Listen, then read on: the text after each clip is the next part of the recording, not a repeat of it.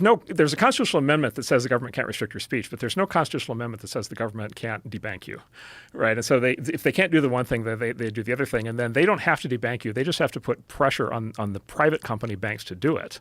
And then the private company banks do it because they're expected to. But the government gets to say, we didn't do it. It was the private company that did it. And of course, JP Morgan can decide who they want to have as customers, of course, right? Because they're a private company. And so it's this sleight of hand that happens. So it's basically, it's a privatized sanctions regime that lets bureaucrats do to American citizens the same thing that we do to Iran.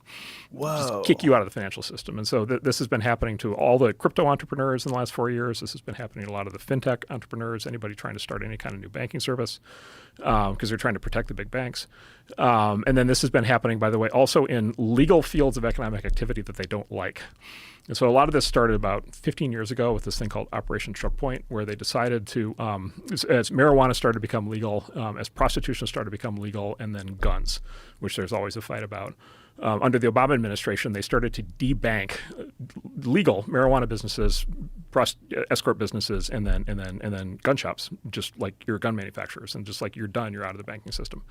And so if you're running a medical marijuana dispensary in 2012, like you, guess what? You're doing your business all in cash because you literally can't get a bank account. You can't get a Visa terminal. You can't process transactions. You can't do payroll. You can't do direct deposit. You can't get insurance.